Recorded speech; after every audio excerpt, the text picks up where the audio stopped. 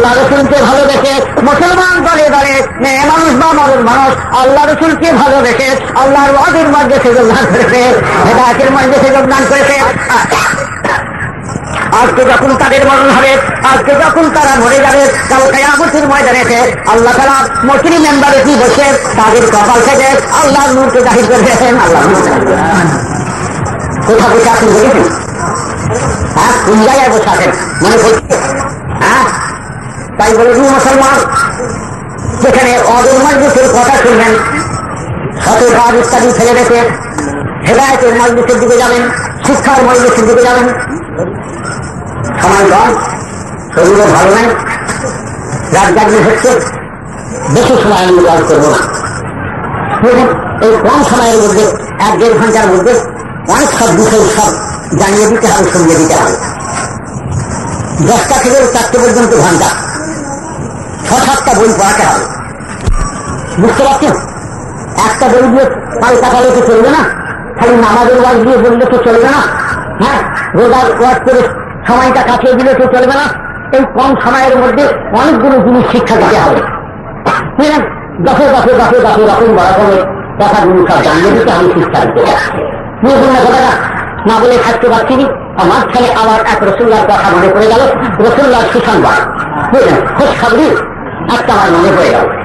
রসুল্লার একটি মুরিদ ছিলেন, সেই মুরিদের নাম হচ্ছে হযরত সালমান। রসুল্লার মুরিদগুলির নাম, মুরিদগুলিকে সাহাবা বলে, সাহাবায়ে কেরাম বলে। রসুল্লার মুরিদ, পীরের মুরিদগুলিকে মুরিদ বলে, আর রসুল্লার মুরিদগুলির নাম হচ্ছে সাহাবায়ে কেরাম। বুঝলেন, যারা রসুল্লাহকে এই চামড়ার থেকে একবার দেখে ফেলেছে ইমানের সঙ্গে আর ইন্তেকাল করে গেছে, আমার কেতাবে কাছে বাবা আমার রসুল্লাহ ফরমাচ্ছেন যে আমার সাহাবী আমাকে এই চামড়ার থেকে একবার দেখে ফেলেছে আর ইমানের সঙ্গে মারা গেছে, সেই চেহারার উপরে জাহান্নামের আগুন হারাম হয়ে গেছে। কতগুলো জায়গা সাহাবীদের দরজার কাছে পৌঁছাতে পারে, হ্যাঁ, দুনিয়ার কোন ওলি আল্লাহ পৌঁছাতে পারে? হাজার মাথা তুলে চুরি করুক না, সাহাবাদের দরজার কাছে রসুল্লাহ চেহারা মোবারককে যারা দেখে, হ্যাঁ,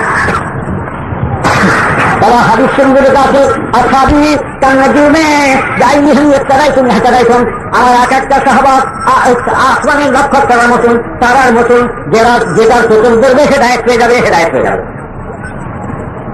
মানে আরো দস্তুর ছিল রাতের বেলা অন্ধকারে কোন জায়গায় যেতে হলে পারে, তখন তো কন্টাক্টে ছিল না, ঘড়িও ছিল না, কিছুই ছিল না, তারা ওই তারা ধরে যেত।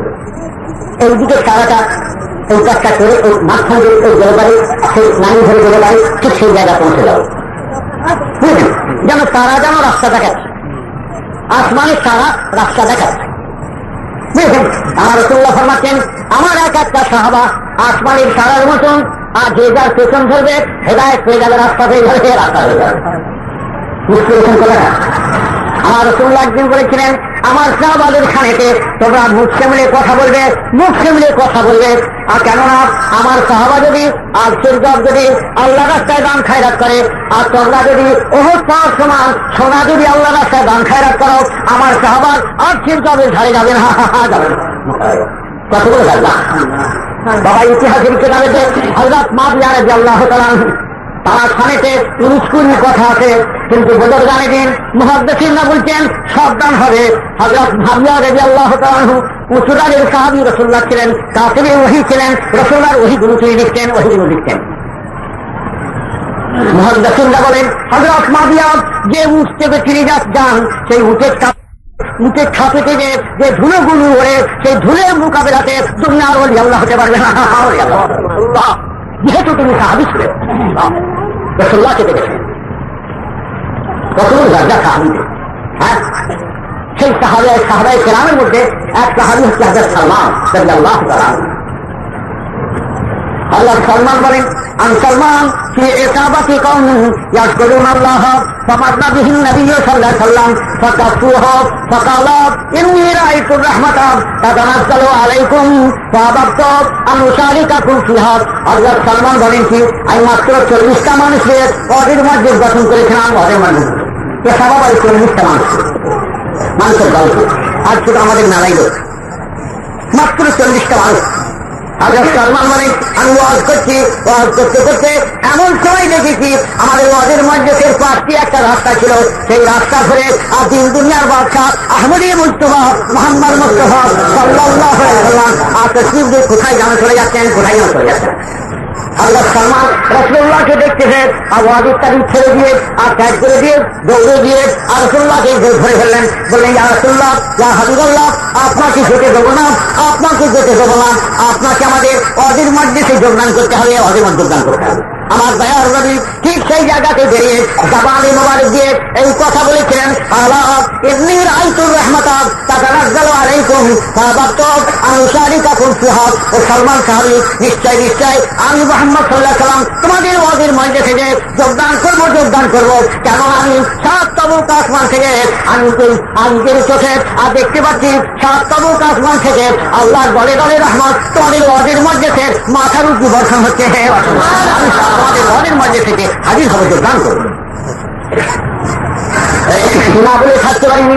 আবার একটা আমার রাসূলুল্লাহর কথা মনে পড়ে গেল, মা জারাসা কওমুন ইয়াযকুরুনাল্লাহ ফামাররা বিহিম নবী সাল্লাল্লাহু আলাইহি ওয়াসাল্লাম ফাকাফুহু قال ما جرى قوما يذكرون الله حتى يقال لهم قوموا قد غفر الله لكم ذنوبكم وبدلت سيئاتكم بحسنات। আল্লাহ রাসূল ফরমাতেন, যখন মানুষ ওয়াজিব তালিব শুনে ওয়াজির মজলিসে হাজির হয়, ওয়াজিব তালিব শুনতে থাকে, 7 তাবুক আসমান থেকে আল্লাহর ঘরে ঘরে ফেরেশতা এসে তাদের ওয়াজির মজলিসে মাথার উপরে উপস্থিত হয়।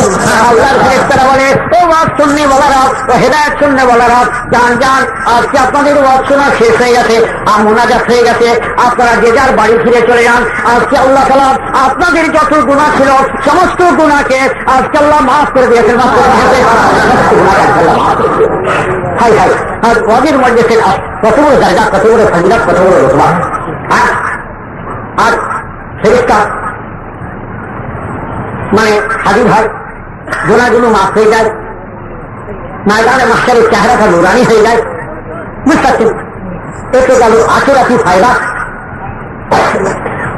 আবার জিন্দাদের ফায়দা, আবার মুর্দাদের ফায়দা। হ্যাঁ, শেষবেলায় ওয়াজ ইত্যাদি শুনে যাটুকু দোয়া দরুদ, ওয়াজ নসিহত, কোরআন তেলাওয়াত যাটুকু হবে আমরা সব জড়িয়ে মিলে হাত তুলে মোনাজাত করে বলবো, আশপাশের যেন মুর্দারে যেন বলছি, তোমরা ওয়াজ নসিহত শুনলে, হেদায়েত শুনলে, তোমরা মিঠাই খেলে, পোলাও খেলে, খানাদার খেলে, কত কিনা করলে আমাদের কি হবে? যখন আপনি এই ওয়াজ নসিহত শুনে যখন সর্বস্ব করবেন তখন বাবা এই আপনাদের সব কাজ ফেরেশতারা নূরের খাঞ্চা করে রাসূলের রুমাল থেকে ওই যত মুর্দা গান আছেন এইখানে তাদের সেই রূপা কেটে আল্লাহ তাআলা বলছেন, জিন্দাদের ফায়দা, মুর্দাদের ফায়দা। হ্যাঁ, মুসলমান ওয়াজির মজলিসের কত বড় ফায়দা। হ্যাঁ, মুসলমান একসাথে জমা হয়েছি, ইসলামী শান শওকত, ইসলামী রওনা, ইসলামী দবদবা হাসমত কতটা মুক্ত বড় হয়ে গেছে। যা মুসলমানের মুখটা দেখি, আর দোষ দুশ্মন কেউ নাই, সব একসাথে মিলেমিশে বসে সব আল্লাহ রাসূলের কথা বলছে।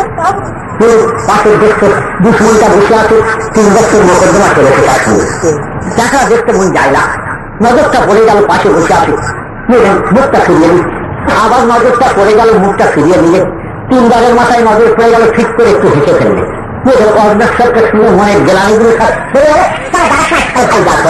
মাস্টার করে দেবো, আমার মোকদ্দমা মিটমাট করে বেলটা গলে গেল।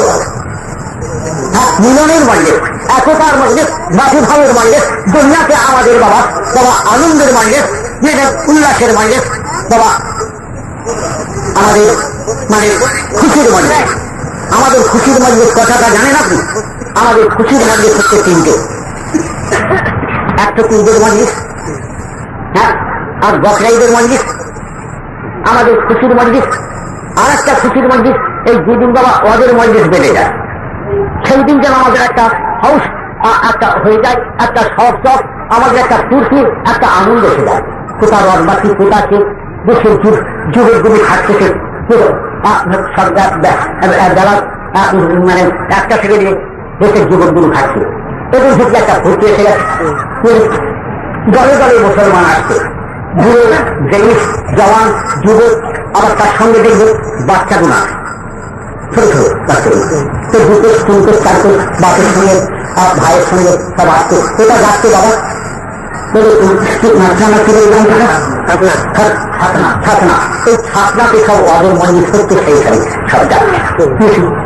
বাচ্চাগুলো বলে ছাতনাই যাচ্ছে, সেই ছাতনায় দিয়ে কি হবে? আর তুই বলে তো বাচ্চাগুলো কি বোঝে বলে তো? হ্যাঁ, আপনারা এখন ছিলেন না, এই মজদেশটা গোলজার করে রেখেছে ওই বাচ্চাগুলো, ওই বাচ্চাগুলো সব গোলজার করে রেখেছে। আপনারা তো করে ছানার দল ওরা কি বোঝে বলে তো? তা না, যেদিন আমাদের মদের মধ্যে বেড়ে যায়, মেয়ে মানুষের মধ্যে মনের মানুষের মধ্যে একটা উল্লাসের ভাব আসে, খুশির ভাব আসে, আনন্দের ভাব আসে, যেদিন আমাদের মদের মধ্যে হয়ে যায় সেই দিন যেন আমাদের তাদের হাত হয়ে যায়। কালকে এখানে কেউ থাকবে না, জনস্রোতা উঠবে, বুঝলেন? আজকে গোলজার হয়ে যায় বৃহস্পতি বাদাম। তাই এখানে যা কিছু কথাবার্তা হবে বাবা শুনলেন, আমল করবার চেষ্টা করে, আমল মানে কাজে লাগাবার চেষ্টা করে। এক কান্দি শুনলেন আর এক কান্দি বেরিয়ে গেল, এর তা যেন না হয়।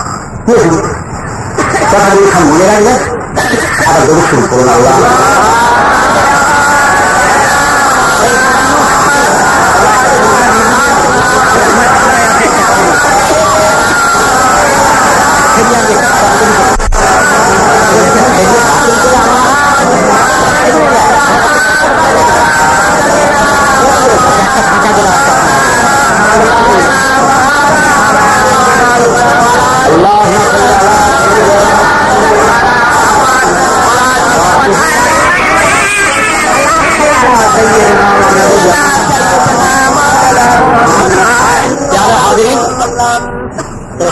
এখন আমল করতে হবে। এতে ওদের মজলিসের দরজা মর্তবা তাদের মানতলাত আপনি সব বুঝলেন। এবার আমলের কথা বলি, আমল করতে হবে। দেখুন, আর আমল করে আপনাদের ঘরে কি হতে হবে? আল্লাহর ওলি হতে হবে। আল্লাহ তাআলা দুনিয়াতে মুসলমানকে পাঠিয়েছেন আল্লাহর ওলি বানাবার জন্য, ওলি হবার জন্য। আল্লাহর ইচ্ছা আমার সমস্ত বান্দা আল্লাহর ওলি হয়ে যায়। সবকে আমি বিনা হিসাবে ওয়ালা আযাবে জান্নাতুল ফেরদাউসে দাখিল করে দেব। তো জাহান্নাম খালি পড়ে থাকে, বেহেশতে বোঝাই হয়ে যায় আল্লাহর ইচ্ছা। মরতে হবে, বুঝলেন? সকলের মরণ আছে। যত লোক এখানে হাজির আছেন, খোদার কসম করে বলুন তো সব মরবেন কিনা? সব মরতে হবে, সব মরবো, সব মরে যাবে, কেউ থাকবে না। মজলিসকে মজলিস মরে যাবে। হ্যাঁ, একে একে একে একে একে একে সব যাবে, যাবে কেনা? এখানে থাকা থাকি বসা নাই, বুঝেছেন? মরার মতন মরে খাবো না, কুকুরে বেড়ালের মতো মরবে। হ্যাঁ, আরে কুকুরে মরে, বেড়ালো মরে, শুয়েরও মরে।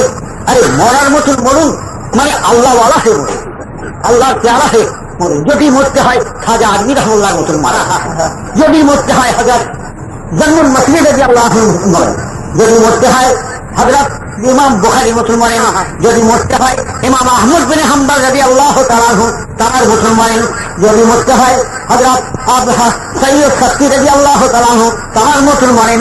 বাবা কিতাবে লেখা আছে, বাবা হযরত খাজা আজমি রহমাতুল্লাহ আলাইহি বাবা যেদিন তিনি মারা গেলেন, বাবা কপালেতে আজগলবি লেখা হয়ে গেল, খোদার তরফ থেকে কপালেতে লেখা হয়ে গেল, আরবিতে লেখা হয়ে গেল, কি লেখা হয়ে গেল? হাবিবুল্লাহ মাতা ফি হুব্বিল্লাহ, আল্লাহর দোস্ত, আল্লাহর মহব্বতে মারা গেছে। আল্লাহ আল্লাহর মহব্বতে মারা গেছে।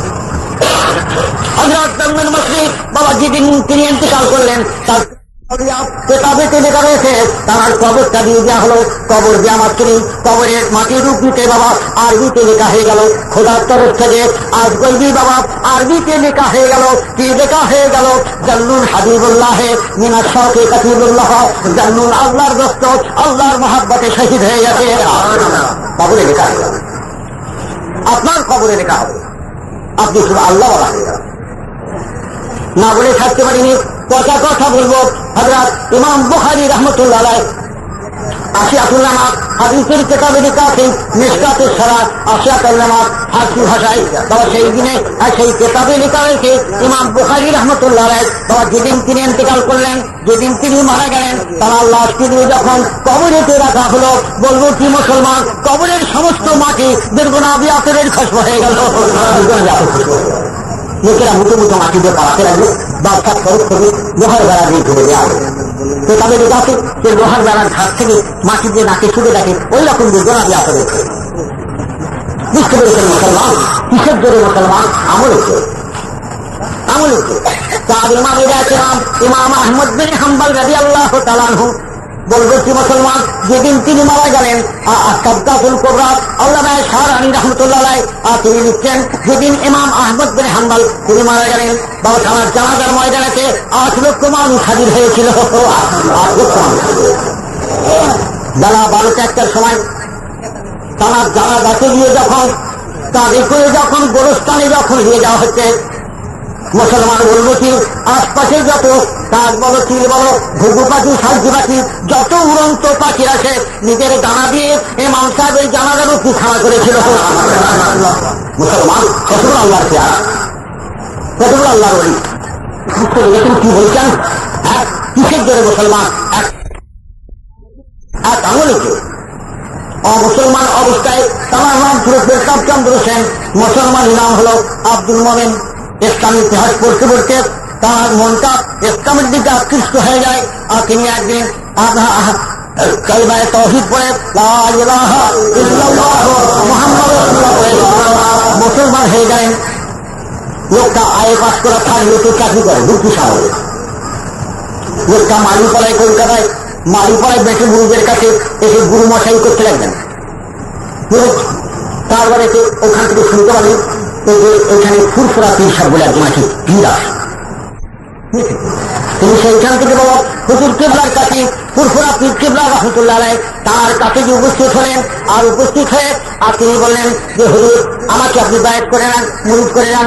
হুজুর বললেন বাবা তোমাকে মুরিদ করে নেব আর তুমি জাহিরি ওয়াজ করবো বাতিনি ওয়াজ করবো তুমি জাহিরি বাতিনি আমার ওয়াজের মতন আমল করবে কিনা বলো আমল করবে কিনা বলো আমল করবে কিনা। হুজুর আপনি যখন পীর ছবিটি যখন আমল করবো না তাহলে কথা এমন সময় হুজুর কিবলা তাকে বায়াত করে নিলেন মুরিদ করে নিলেন তাকে তালিম দিতে লাগলেন বাতিনি শিক্ষা দিতে লাগলেন বাতিনি শিক্ষা দিতে লাগলেন। এলমে বাতিল এলমে জাহির এলমে বাতিল তো এলমে বাতিল শিক্ষা দিতে লাগলেন। কাদিয়া খ্রিস্টান নকশবন্দিয়া এলমে বাতিলের সিলেবাস হচ্ছে এলমে বাতিলের এই সিলেবাস নিসাবে তালিম নতুন শিক্ষা দিতে লাগলেন। শিক্ষা করতে করতে যখন তার বাতিল চোখ যখন খুলে গেল দিলটা নুরানি হয়ে গেল অন্তরের ভিতরিতে নূর পয়দা হয়ে গেল বুঝলেন ইনকিশাফ হতে লাগলো। হুজুর কিবলা বলে বাবা যাও তুমি দুনিয়াতে যত পীর পয়গম্বরের মাজার আছে সেইখানে গেলে কবর থেকে সাহেব হাসিল করো। সুফি আব্দুল মোমেন তার হুজুর কিবলার হুকুম পেয়ে তুমি শ্রীহট্টে চলে যাবে। শাহজালাল সুরতি রহমতুল্লাহ গোলটা জিয়ারত করলেন। খুলনা জেলায় গেলেন হযরত খানজাম আলী সাহেবের মাজার জিয়ারত করলেন। তার মাজারের পাশে 81 গম্বুজের মসজিদ আছে। আমি সেই মসজিদে দেখি বকরির রাজুর সমস্ত খান 800 বছরের মসজিদ খানজাম আলী সাহেব ওনার তৈরি সেই মসজিদ আমি যাবার আবার করি 81টা গম্বুজ এক কাতারে 250 মানুষ ধরবে বিরান করেছিল। আমি সেই মসজিদটা আবাদ করে 7 বছর সেখানে ঈদের নামাজ পড়াই ফুরফুরা থেকে খানজাম আলী সাহেবের মাজার তিনি জিয়ারত করলেন। তারপরে তিনি রংপুরে চলে গেলেন হযরত মাওলানা কারামত আলী জৌনপুরি রহমতুল্লাহ আলাইহি তার কবরটা জিয়ারত করলেন। হযরত শাহজালাল মুজাদ্দিদ ইয়ামানি রহমতুল্লাহ আলাইহি তার কবরটা জিয়ারত করলেন। তারপরে তিনি হুগলি জেলায় চলে এলেন মালদা পান্ডুয়া মালদায় চলে এলেন হযরত নূর কুতুব আলম সাহেবের মাজার জিয়ারত করলেন। আলাউল হক লাহুরি রহমতুল্লাহ আলাইহি তার মাজার জিয়ারত করলেন। হুগলিতে চলে এলেন পান্ডুয়াতে শাহসুদি সুলতান সাহেবের মাজার জিয়ারত করলেন। বুঝলেন তারপরে তিনি মেদিনীপুরে চলে গেলেন হযরত শাহ ঈসা সাহেব রহমতুল্লাহ আলাইহি তেয়াগানা তার মাজার জিয়ারত করলেন। চন্দন শহীদ সাহেবের মাজার জিয়ারত করলেন। তোনার হযরত হাজী আমাদের সাতপুরের দাদা হযরত হাজী মাওলানা মুস্তাফা মাদানী রহমতুল্লাহ আলাইহি তার কবরটা জিয়ারত করলেন। তারপরে তিনি আজমির শরীফে চলে গেলেন হযরত খাজা আজমির রহমতুল্লাহ গোরটা জিয়ারত করলেন। তারপরে তিনি বাবা সারহান শরীফে চলে গেলেন হযরত মুজাদ্দিদ আল হোসানি রাদিয়াল্লাহু তাআলা আনহু তার কবরটা জিয়ারত করেন। মুজাদ্দিদ সাহেবের পীর মুর্শিদ হযরত বাকিউল্লাহ রহমতুল্লাহ আলাইহি বাবা দিল্লিতে এসে তার কবরটা জিয়ারত করলেন। হযরত নিজামউদ্দিন আউলিয়া রহমতুল্লাহ আর কবরটা জিয়ারত করলেন। হযরত বখতিয়ার কাকি রহমতুল্লাহ আলাইহি তার কবরটা জিয়ারত করলেন। মালতানে চলে গেলেন হযরত জাকারিয়া মালতানি রহমতুল্লাহ আলাইহি তার কবরটা জিয়ারত করলেন। খালসানে চলে গেলেন ইমাম বুখারী রহমতুল্লাহ আলাইহি তার কবরটা জিয়ারত করলেন। নিশাপুরে চলে গেলেন ইমাম মুসলিম রহমতুল্লাহ আলাইহি তার কবরটা জিয়ারত করলেন। আর তিনি ইরানে চলে গেলেন হযরত মাওলানা সাদি শিরাজি রহমতুল্লাহ আলাইহি তার কবরটা জিয়ারত করেন। ইমাম হাফিজ রহমাতুল্লাহ হাফিজ শিরাজি তার কবরটা জিয়ারত করলেন। হযরত মুসা কাযিম রহমতুল্লাহ আলাইহি তার কবরটা জিয়ারত করলেন। তারপরে তিনি সাইবেরিয়াতে চলে গেলেন, ওলি আল্লাহদের মাজার জিয়ারত করলেন। মঙ্গোলিয়াতে গেলেন, মানচুরিয়াতে গেলেন, জাপানে তিনি গেলেন, তৌজুকে তিনি গেলেন, তমস্কাতে তিনি গেলেন। তারপরে তিনি আপনার রেঙ্গুলিতে এলেন, ওলি আল্লাহদের মাজার জিয়ারত করেন। বর্মাতে তিনি গেলেন, ওলি আল্লাহদের মাজার জিয়ারত করেন। তারপরে যে আম্মানে গেলেন, ওলি আল্লাহদের মাজার জিয়ারত করেন। বসরাতে চলে গেলেন, হযরত হাসান বসরি রাদিয়াল্লাহু আনহু কবরটা জিয়ারত করেন। তারপরে তিনি বাগদাদ শরীফে চলে গেলেন, হযরত গৌসুল আজম শেখ আব্দুল কাদের জিলানী রাদিয়াল্লাহু তাআলা তার মাজারটা জিয়ারত করলেন। তারপরে তিনি ইমাম আজম আবু হানিফা রাহমাতুল্লাহ তার কবরটা জিয়ারত করলেন। তারপরে তিনি কারবালাতে চলে গেলেন, হযরত হোসেন আলাইহিস সালামের মাজারটা জিয়ারত করলেন। তারপরে তিনি বাইতুল মুকাদ্দাসে চলে গেলেন, হযরত দাউদ আলাইহিস সালামের মাজার জিয়ারত করলেন। হযরত সুলাইমান আলাইহিস সালামের মাজার জিয়ারত করলেন। শাম মুল্লিকে চলে গেলেন, হযরত ইহইয়া আলাইহিস সালামের মাজার জিয়ারত করলেন। তারপরে তিনি মদিনা শরীফে চলে গেলেন, হাবিবুল্লাহর মাজার জিয়ারত করলেন, রাসূলুল্লাহ মাজারটা জিয়ারত করলেন। তারপরে মক্কা শরীফে চলে গেলেন, আউলিয়াদের মাজার জিয়ারত করে। তারপরে তিনি হজে শাদী করে। তারপরে তিনি মিশরে চলে গেলেন, ইমাম শাফি রাহমাতুল্লাহর মাজার জিয়ারত করেন। তারপরে সেখান থেকে তিনি জার্মানিতে গেলেন, ইতালিতে গেলেন, ফ্রান্সে গেলেন, বেলজিয়ামে গেলেন। এইরকম ভাবে তিনি তামাম পৃথিবী ভ্রমণ করে ওলি আল্লাহদের মাজার জিয়ারত করে কত বর্ষা, কত শীত, কত জারতি অতিবাহিত করে পূর্ব 25 বছর বাদে তিনি ফুরফুরাতে ফেরত আসেন। আমি তাকে নিজের চোখে দেখেছি। শেখ আব্দুল মমিন সাহেব কেমন আমল করে বাবা বান্দা ছিলেন। বেশি আগেকার পেটাবের ওলি আল্লাহর কথা রেখে দাও, চোখে রাখা আল্লাহর ওলির কথা বলি। হ্যাঁ, তিনি ফুরফুরাতে ফেরত এসলেন। হুজুর কেবল আমাকে বললেন, বাবা জঙ্গল থেকে আল্লাহর ওলি নিয়ে এসি, দেখা করেছি। আমি হুজুর বলি তো জানি, আমি তো মায়ের করি। গাড়ি গাড়ি বেরিয়ে পড়েছে তখন। তা আমি বলি হুজুর দেখা করেছি। আমি দেখা করতে গেল, আমার গায়ে গেঞ্জি ছিল। সালাম আলাইকুম, ওয়ালাইকুম সালাম, মুসাফা করুন। মুসাফা করে আমাকে বললেন, মেজো ভাই বলতেন, মেজো ভাই গেঞ্জিটা তুলবেন না, আমাকে বলেছিলেন গেঞ্জি তুলবেন। আমার মনে আছে তো। একদিন শেখ আব্দুল মমিন সাহেব তিনি বললেন যে আমি দুনিয়াতে যত অসাধ্য, আমি যত পীর পয়গম্বরের কবর জিয়ারত করেছি, মাজার জিয়ারত করেছি, যতক্ষণ পর্যন্ত এই কবরওয়ালার সঙ্গে স্বয়ং না মুলাকাত হয়েছে, স্বয়ং না দেখা হয়েছে, আব্দুল মোমেন গোরের ঘাট থেকে বসে না কথা বলবো। সুফি আব্দুল মোমেন সাহেব বলেছেন, সৎ বুনারির জঙ্গলেতে আমি কম্বল গায়ে দিয়ে ঘুরছিলাম। আর ঘুরতে ঘুরতে এমন সময় রাত 12টা একটা সময় দেখি মস্ত বড় একটা বাঘ, 14-15 হাত লম্বা মস্ত বড় একটা বাঘ আমাকে খাবার জন্য আস্বাদন করে। আমি বলি, ওরে বাঘ, তুই একটা আল্লাহর বান্দা, আমিও আল্লাহর বান্দা, তুইও রসুলের উম্মত, আম্মু রসুলের উম্মত, তবে জেনে রেখে দিবি মুজাদ্দিদ জামান দাউসি দাওরান ফুরফুরা আল্লাহ হযরত পীর কেবলা রহমতুল্লাহ আলাইহি তারা আমি নগণ্য গোলাম নগণ্য খাদেম। সুফি আব্দুল মমিন সাহেব বলেন, বা আল্লাহর কথা, রসুলের কথা, শেষ বেলায় পীরের কথা বলা মাত্র বনের জঙ্গলি বাঘা পোশাক বেড়ালের মতন তামাম রাত ধরে আমার কম্বলের পাশে শুয়ে থাকে আর সকাল বালুতে চলে যায়। সুফি আব্দুল মমিন সাহেব একদিন তিনি বলেছিলেন, না ছাম্বুল উঠেছে মেরামত পাহাড়ের ধারেতে আর পাহাড় জঙ্গলেতে আমি ঘুরছিলাম আর কম্বল গায়ে দিয়ে ঘুরছি। এমন সময় আমার নাকে একটা বেলফুলের সুগন্ধ এলো, বেলফুলের সুগন্ধ এলো। অলিরা বলি শোনাছে, অলিদের ঘরে অলিরা হিসেবে বুঝেছেন, বেলফুলের সুগন্ধ নাকে এলো।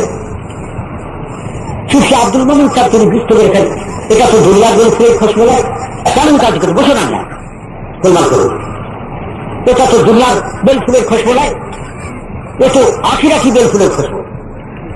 বুঝতে পেরেছেন, অলিরা বলি শোনাছে, ফুলের কদর বুলবুল গাই বলবে। সেই বেলফুলের সুগন্ধি হয়ে সুফি আব্দুল মোমেন বলেন, আমি জঙ্গলের মাঝখানে 17 দিন 17 রাত চললাম, কোথা থেকে সেই খুশবু আসছে। ধরবার জন্য 17 দিন 17 রাত বাড়িতে গিয়ে দেখি এক জবরদস্ত আল্লাহর ওলি আর মুসাল্লা বিছে যাই নামাজ বিছে আল্লাহর নামাজে মশগুল আছেন। তাঁর শরীর থেকে তাঁর গা থেকে এই বেলফুলের সুগন্ধি 17 দিনের রাস্তা পর্যন্ত চলে যাচ্ছে। তিনি নামাজ পড়ছেন শেখে আব্দুল মামুন সাহেব আসসালামু আলাইকুম, ঠিক ইস্তের নামাজ পড়ছেন, পেছনে ইনিও নামাজ শুরু করে দিলেন। শেখে আব্দুল মামুন সাহেব পেছনে হজর জহুর আসর মগরিব এশা তাহাজ্জুদ 4টা ওয়ানিদের তখন বলা হলে নামাজ পড়তে লাগলেন। ইনিও নামাজ পড়ে ইনিও নামাজ পড়ে। তারপর দিনেতে বলছে তাহাজ্জুদের সময় আমার মুখখানে চাইলেন, যখন চাইলেন দেখি চোখগুলো দমদম করে জ্বলছে। আন্দোলন হুজুর আমার বড় খিদে লেগেছে, বড় ভোগ লেগেছে। জঙ্গলে বলি বাবা গায়ে নামাজকে উল্টে ফেলে দিলেন, 3টে গরম রুটি বের করলেন, একটা নিজে খেলেন আর একটা সুফিয়া আব্দুল মোমেনকে দিলেন আর একটা গায়ে নামাজের তলায় রেখে দিলেন। সুফিয়া আব্দুল মোমেন বলেন, ও জঙ্গলের বলি আপনার পরিচয় আমাকে দায়ের করেন, আপনি কে, আপনার নাম কি, আপনার ধাম কি, আপনার বাড়ি কোথায়, কতদিন ধরে আপনি জঙ্গলের মাঝখানে আসেন, কতদিন ধরে জঙ্গলের মাঝখানে আসেন। জঙ্গলের বলি বলে, ও আব্দুল মোমেন আমার তুমি পরিচয় জিজ্ঞাসা করছো, খোরাক করছো, নামও জমে গেলেন, নাম ধরে বলছেন আব্দুল মোমেন তুমি আমার পরিচয় জিজ্ঞাসা করছো, আমার নাম হচ্ছে আব্দুর রহমান, আমার বাড়ি হচ্ছে গজনি দেশেতে, পীরের হুকুমতে 17 বছর বয়সে আমি এই জঙ্গলের মাঝখানে চলে এসেছি। আজ এই জঙ্গলের ভিত্তিতে পূর্ণ 55 বছর কেড়ে যাচ্ছে। এই 55 বছরের মধ্যে আব্দুল মোমেন মানুষের মুখ কেবলমাত্র তোমারই দেখলাম। যাও আর তুমি থেকো না জঙ্গলে, আর তুমি থেকো না। লেখায় রুহানিতে রুহানি সংবাদে বিনাতারে টেলিগ্রাফেতে তোমার পীর মুজাদ্দিদে জামান দৌসি দৌরান ফুরফুরা আলা হযরত পীর কেবলা রাহমাতুল্লাহ আলাইহি তোমাকে তলব করছেন, ডাকছেন, ডাকছেন ফুরফুরা শিগগিরই চলে যাও। যখন তুমি হুজুর কেবলার কাছে যাবে আমার তরফ থেকে একটা বেদানা, আপনি একটা আমার না বেদানা এরকম দিয়েছিলেন, এই বেদানা চালিয়ে হুজুর কেবলার খাদমতে নজরানা দেবে আর তার কদম মুবারকে হাজার হাজার সালাম বলবে। হুজুর আব্দুল মোমেন সাহেব সেইখান থেকে বাবা তিনি ফুরফুরাতে চলে আসেন, ফুরফুরাতে চলে আসেন। ও দেশের অনেক লোক বাবা মাসুলের সময় ফুরফুরা আপনার ফুরফুরা থেকে আমার ফোনের দিকে আল্লাহ যারা কতগুলো সাহাবি, তো সাহাবি সবাই কবরাতকে কেন ছোট হয়ে গেল,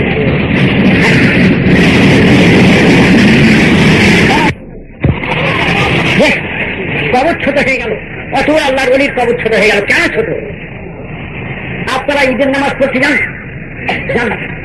ঈদের নামাজ বাদে আপনারা মুসাফা করেন, গলায় গলায় মেরেন গেলা, ঠিক হ্যাঁ, খবরদার মিলবে না। একদল মৌলি বেরিয়েছে তো চলবে না, এসব বেদাকে এসব ঠিক লাই হ্যান লাই টান লাই সবগুলি মেরে ব্যবসার কথা বুঝতে পেরেছে। কথা এই গলায় গলায় ওকে মুআনিকা বলে, গলায় গলায় মানে বুঝতে পেরেছেন।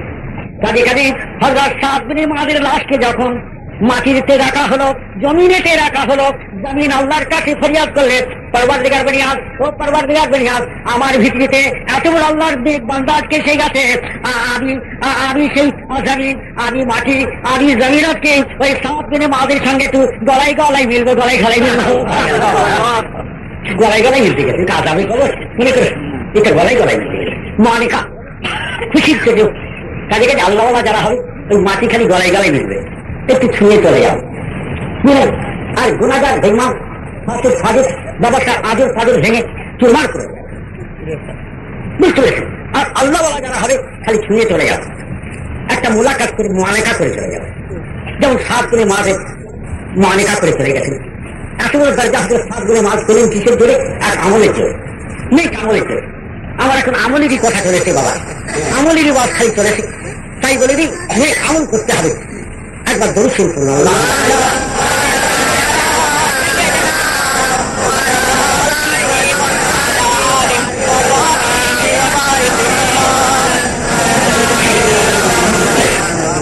बंदा कल्ब शहदायम बयस के आशहे दिलहाम, बना ले कल्ब शहदायम बयस के आशहे दिलहाम, इसके गैर गुज़री की कसीर वज़अ जिनसे बातिल हम, अगर ये सीखी खुदा खाही बजा शो पैरद अहमदी सिरातुल मुस्तकीमीन वराहे जुमला कामिल लहम नसीबरे कश्तिये शरए बेरोसालिम बरी दरिया वगरना भी बुरत मौजशी नबीनी रोय साहिल लहा बलगलोला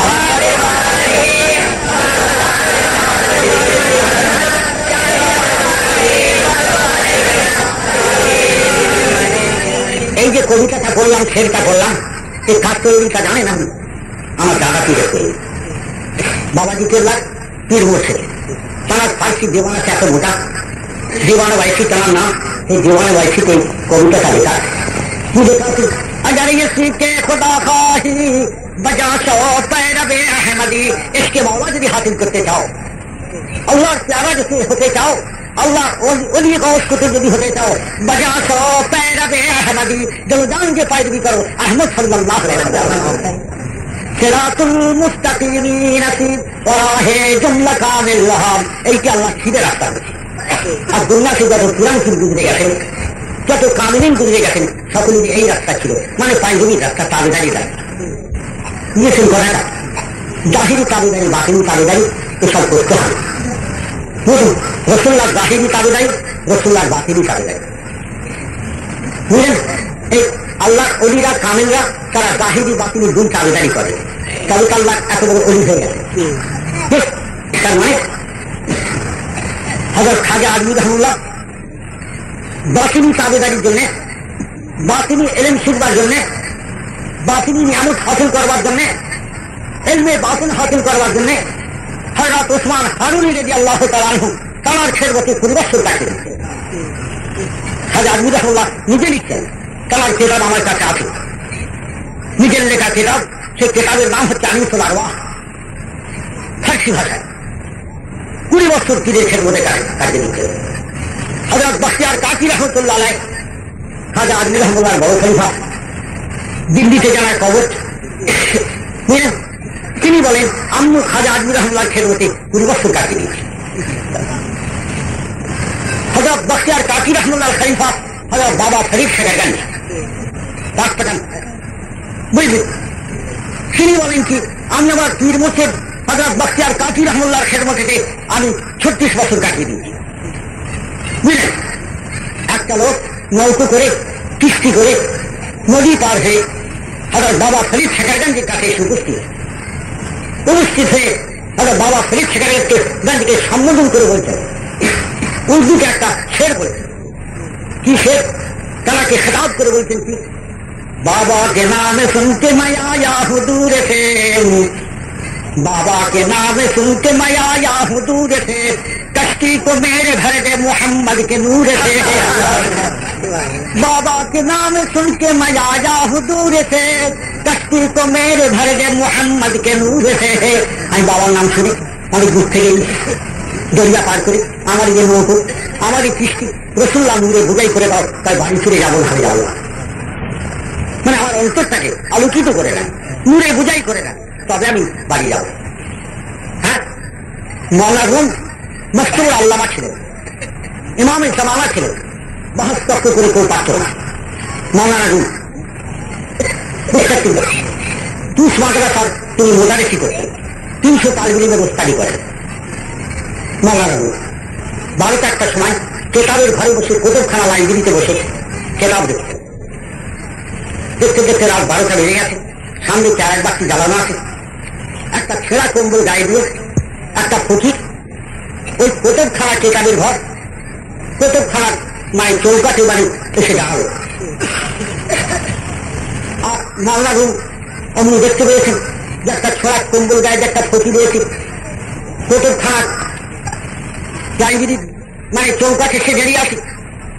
মুখটা উঁচু করে দেখে ফকিরকে টিচকিরি করে বললেন, চা মানতে হবে, চা মানতে হবে। ফকির কথা বলে না, ফকির ইশারা করে।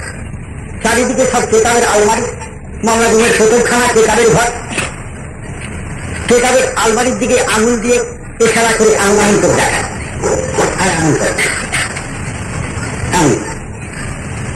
মাওলানা রুম তো তিনি মাদ্রাসায় পড়ান, ছাত্রদের ঘরে পড়ান, মনে করলেন যে ফকির ওই কেতাবগুলো পড়বে, সব আলমারির কেতাব পড়বে, এই ছেঁড়া ফকির। হ্যাঁ, चिटकिरी मेरे बोलने अरे तुम फकीर फकरा आदमी है, किताब क्या समझोगे, जाओ यहाँ से चले जाओ। फकीर फकरा मानुष किताब की बुझे, মানে যেটা খাই সেটা ওড়ায়। মৌলানা জাহিরি বুঝে গেছেন কিতাব পড়তে, যাও হাতে চলে যাও। বলা মাত্র ফকিরটা গড়গড় করে চলে গেল। মাত্র 20 হাত রাস্তা গেছে, সেই ফকিরটাও মাত্র 20 হাত রাস্তা গেছে। এমন সময় দেখে কি মৌলানা রুমের সেই কেতাবের আলমারিতে আর জানালা দুয়ারে হু হু করে আগুন লেগে গেছে। মৌলানা রুম একেবারে কেতাব প্রথম খারাপ ছেড়ে কেতাবের ঘর ছেড়ে সেই ফকিরের পেছনে দৌড়ে গেল। যে বলেন হুজুর ये क्या हुआ, ये क्या हुआ। তখন ফকির বলে ওরে মৌলানা রুম তুমি আমাকে বলেছে কেতাব समझोगे नहीं, केताब समझोगे नहीं, आज जो घर में आज जो कुतुब खाना में आज जो लग गया है ये भी तुम समझोगे नहीं, यही तो समझो। হ্যাঁ কেন আগুন লেগে সেটাও তুমি বুঝতে পারবে না। মৌলানা রুম সেই ফকিরের পেছন ধরলেন, আজ ধরলেন কাল ধরলেন। সেই ফকিরটা কে ছিল?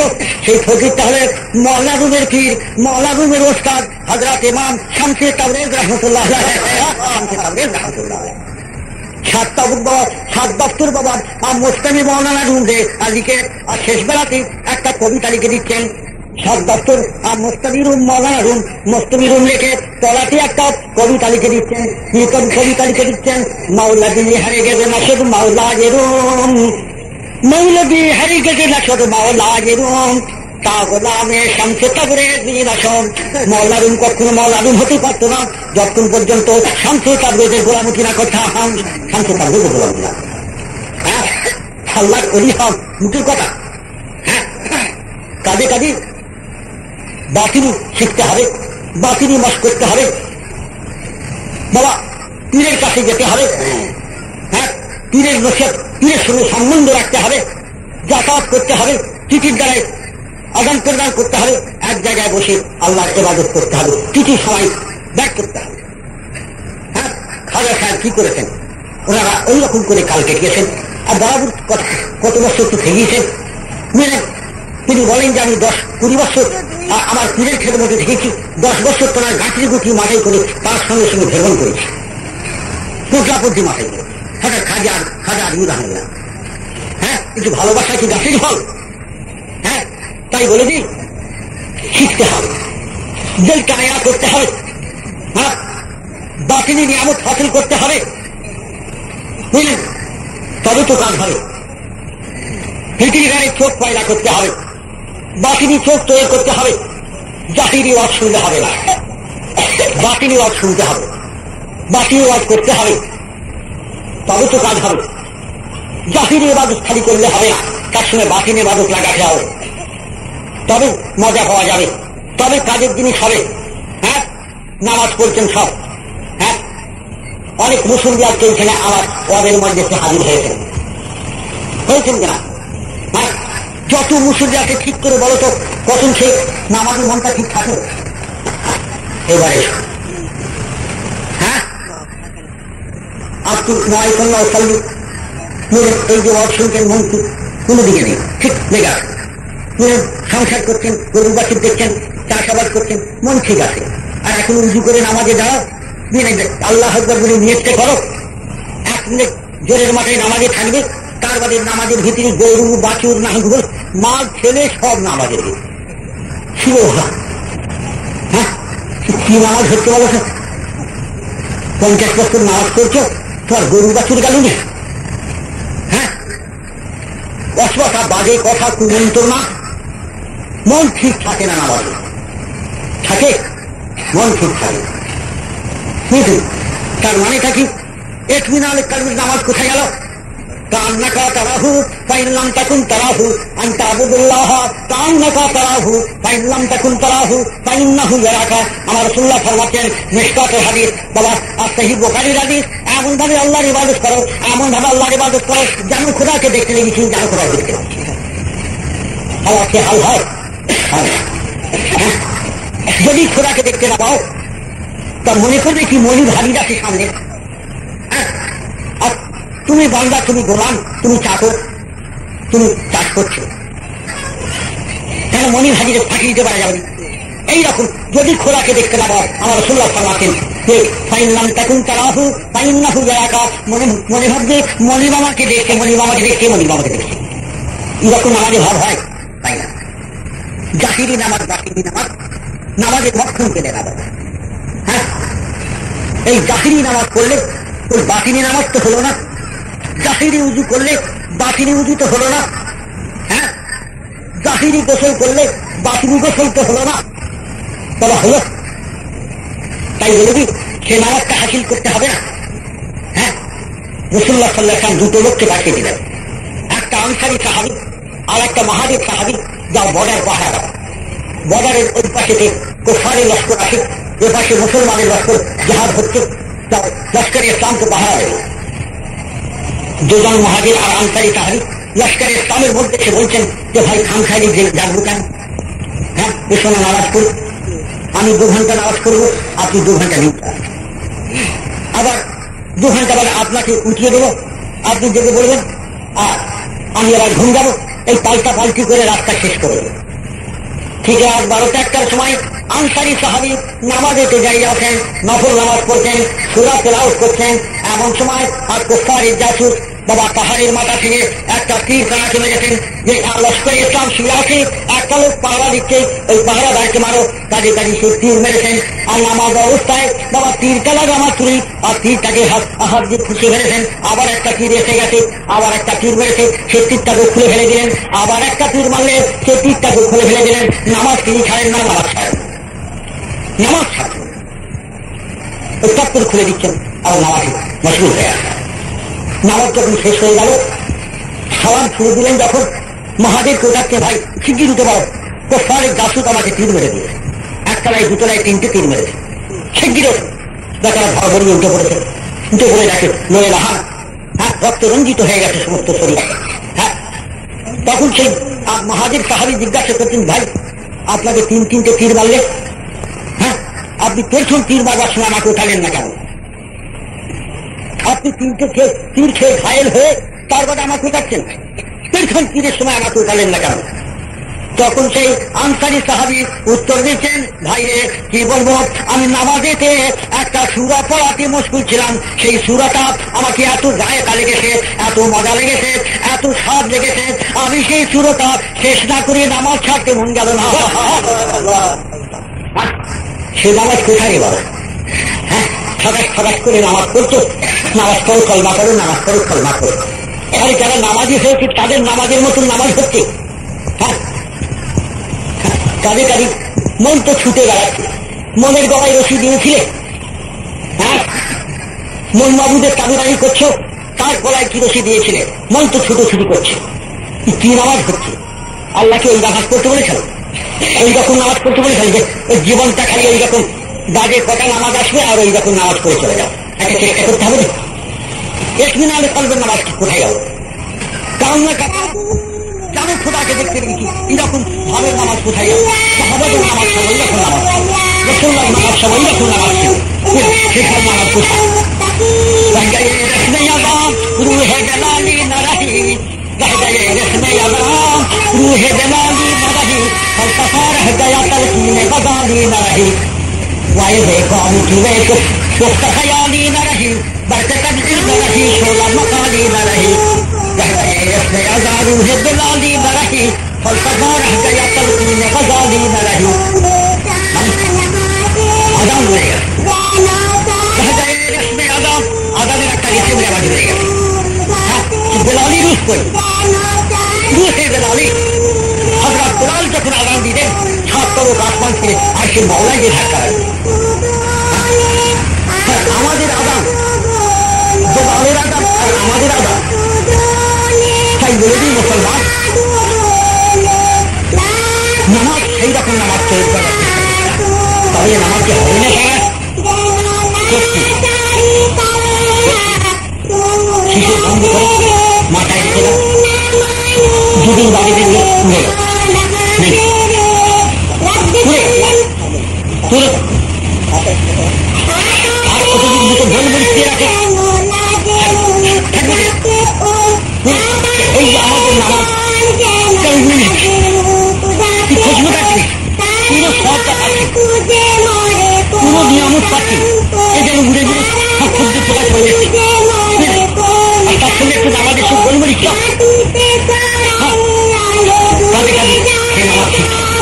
গোলমরিচের নাম হচ্ছে বাতিল। বাতিল বুঝতে পেরেছেন কি বলছি? সেই গোলমরিচ নামাজ হয় তার সঙ্গে থেকে মোড়াচড়া করো, মশাচড়া করো, দিলকে সাফ করার ব্যবস্থা করো, দিলটা ইত্মিনান হবে, মনটা আরাম হয়ে যাবে, বাতিল চোখ খুলে যাবে, তার পৃথিবীতে আল্লাহ তাআলা নূর পাওয়া একটা আল্লাহর নজর আসবে, নূর নজর আসবে, সেই নূরের ভিতরে গিয়ে দেখা যাবে। বুঝছো কি দেখা যাবে? সব দেখা যাবে। সত্য ওয়াজ করলে, শাস্ত্র বললে খালি নামাজের অধ্যায়, রোজার অধ্যায়, সমাজ সেবা সমাজের অধ্যায়, রাজনীতি অধ্যায়, সমাজনীতির অধ্যায়, এই সব আজ কোথায় গেল? সব শিখতে হবে। জরুরতন দাদা বাতিল ইলম শিক্ষা করা খরচ হচ্ছে, ফরজে আইন যেমন 5 ওয়াক্ত নামাজ খরচ, এইরকম বাতিল ইলম শিক্ষা করা খরচ হচ্ছে, যেমন আমরা 5 ওয়াক্ত নামাজ খরচ। কিন্তু একটা খরচটা আমাদের ভাগ যায়। তবে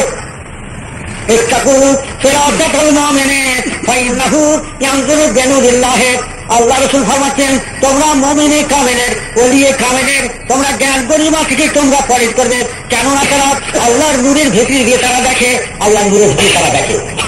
বাইহাকি শরীফের হাদিস, মুজিত বই হাদিস। তাহলে বাতিনি দুটো চোখ আছে, আছে কিনা? শুধু বাতিনি আছে কিনা? আমার রাসূলুল্লাহ সাল্লাল্লাহু আলাইহি ওয়াসাল্লাম তারা নূরের ভিতরে দিয়ে দেখবে। ওলিয়ে কামেল, মুমিনে কামেল তারা নূরের ভিতরে দিয়ে দেখবে। তাহলে দেখবে কি চোখ না থাকলে দেখতে পায়? তার বাতিলের দুটো চোখ আছে, বা মানুষের চোখ কথা না। এই এত বিদেশিকে দুটো বললে, 4টে বলবে তো। সেটা মানুষের চোখ হচ্ছে 4টে, দুটো জাতিরই, দুটো বাতিলি। বুঝতে পেরেছেন? আবার একটা কথা আজগৈবি কথা বলি, মানুষের হাত কথা বলো তো দুটো, পা দুটো, নাক দুটো, এটা মাথায় আসবে? হ্যাঁ, কথা বুঝতে পারছেন কি বলছি? তবে চোখ হলো 4টে, বুঝেছেন? এই যে চোখ, বাতিনি চোখ নূরের ভিতরে দেখবে। কি করে দেখবে? চোখের হাতটা ভেঙে গেল, দেখতে পাওয়া গেল না। মেডিকেল কলেজে চলে গেলাম, এক্সরে আয়না, হাই রুকি ধরা হলো, ইলেকট্রিক বাতির ফোর্স উপর থেকে মারা হলো, আপনার মোটা শরীরটা সূক্ষ্ম হয়ে গেল, জিসমের কাটিফ লাটিফ হয়ে গেল, ভেতরিকারে ভাঙা হাড় দেখতে পাওয়া গেল। বলেছেন কিসের জোরে? আয়নার জোরে, বাস্তির জোরে। খালি যদি আয়না থাকতো, আমি বাস্তি না মারতেন দেখতে পাওয়া যেত? খালি বাস্তি মারলেন, আয়না নাই, দেখতে পাওয়া যেত? বুঝলেন? আজকালের সায়েন্স বিজ্ঞানের যুগকে একটা অদেখা জিনিস বাস্তির জোরে, আয়নার জোরে দেখা হয়ে গেল। ঠিক যেন পরওয়ারদিগার দুনিয়া ফরমাচ্ছেন, ওরে বান্দা, দুনিয়ার সায়েন্স বিজ্ঞানের যদি এতটা ক্ষমতা থাকতে পারে, আর সমস্ত সায়েন্স বলা মহাবৈজ্ঞানিক, সেই পরওয়ারদিগার দুনিয়া আল্লাহ বলছেন, ওরে আমার বান্দা, তোমার হৃদয় আয়নাকে একবার তৈরি করো। হৃদয় আয়নাকে তৈরি করে আমার যখন খোদাই ইলেকট্রিক বাতির ফোর্সে যখন তোমার হৃদয় আয়নার উপরে যখন মেরে দেবো, ওরে আমার বান্দা, আড়াল মানবে না, ঘর বাড়ি বাড়বে না, পাহাড় পর্বত মানবে না, 7টা মুখ জমিনে নিচে থেকে আর সে আল্লাহ পর্যন্ত নজর আসবে। বাতিনি চোখের ক্ষমতা কত বড়! তাই বলে দিই মুসলমান, বাতিনি চোখ তৈরি করবার চেষ্টা করতে হবে। হানজালা বেনে রাবিউল হুসাইনি قال لقاني ابو بكر قال نافق حنظله يا ابا بكر قال ما تقول قال نكون عند النبي صلى الله عليه وسلم يذكرنا بالنار والجنه كان راي عين فلما خرجنا من عند رسول الله صلى الله عليه وسلم افقنا الاولاد والاولاد والزيات ونسينا كثيرا وقال ابو بكر والله لنلقي مثل ذلك يا حنظله فانطلقت انا وابو بكر حتى دخلنا النبي صلى الله عليه وسلم قال نافق حنظله يا رسول الله قال ما تقول قال نكون عندك يا رسول الله تذكرنا بالنار والجنة كان رأي عين فلما خرجنا من عندك يا رسول الله آفقنا الأولاد والأزواج والزيات ونسينا كثيرا قال والذي نفس محمد بيده لو تذوبون على ما تكون في الذكر لصافاتكم الملائكة على فرشكم وترككم لكن يا حنظلة ساعة وساعة وساعة এই হাদিসটা মুসলিম শরীফের হাদিস। তোমার কোন আইনের বাবার মাজারা আমার হাদিসকে কেটে দেয়? হ্যাঁ, এই মস্তুর হাদিস তেলাওয়াত করেছি, বুঝলেন? তেলাওয়াত করে সময় লাগছে, আমি সংক্ষেপে তেলাওয়াত করেছি। বুঝলেন? হযরত হানজালা রাসূলুল্লাহর একটি সাহাবী রাস্তা দিয়ে চলে আসছেন। রাস্তার মাঝখানে হযরত আবু বকর সিদ্দিক রাদিয়াল্লাহু আনহুর সঙ্গে দেখা হওয়া মাত্রই এমন সময় তিনি বলেছেন, না ফাটা হানজালা তুই আবু বকর।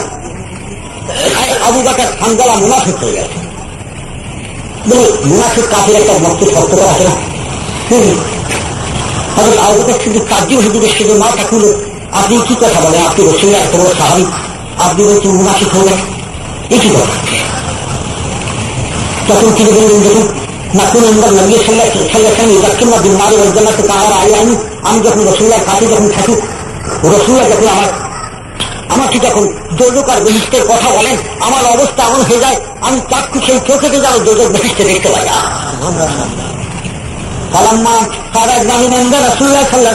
আমি যখন রাসূলুল্লাহর দরবার থেকে বাড়ি ফিরে চলে আসি, আমার সেই ছেলে পুলে আর মালবাট্টা ধন দৌলত সেই অবস্থাটা ভুলিয়ে দেয়, সে অবস্থা থাকে না। রাসূলুল্লাহর দরবারে গেলে বারে যে অবস্থা হয় আর বাইরে সেই অবস্থা থাকে না। কাজে কাজে এই তো আমি মুনাফিক হয়ে গেল। কেন? রাসূলুল্লাহর কাছে একরকম, বাইরে আর একরকম, সামান্য অবস্থা পরিবর্তন হয়ে গেছে বলে সাহাবা নিজেকে নিজে মুনাফিক বলেছে। ওরে মন, তুই মুনাফিক হয়ে গেছিস। রাসূলুল্লাহর কাছে একরকম, রাসূলুল্লাহর বাইরে আরেক রকম। এই কথা শোনা মাত্র হযরত আবু বকর সিদ্দিক রাদিয়াল্লাহু তাআলা আনহু শুনে বললেন, ওয়াল্লাহি লানুকি মিসলা যালিকা ইয়া হানজালা, তো এই হানজালা আমরা খোদার কসম করে বলছি, তোমার অবস্থা যেমন রাসূলুল্লাহর দরবারে হয়, আমার অবস্থা কি সেই রকম হয়? আমি দেখতে فانطلقت انا وابو بكر حتى دخلنا على النبي صلى الله عليه وسلم, আমি আর হযরত আবু বকর রাদিয়াল্লাহু তাআলা আনহু দুজন মিলে রাসূলুল্লাহর দরবারে গেলাম। আর কে বললাম, ইয়া রাসূলুল্লাহ, না ফাটা হানজালা তো মুনাফিক হয়ে গেছে। রাসূলুল্লাহ শুনে বললেন, মাথা খুলে, এই কি কথা বলেন আপনি? হ্যাঁ, এই কি কথা বলছেন আপনি? আমার সাহাবী, বড় বড় সাহাবী, আপনি বলছেন মুনাফিক হয়ে গেছে।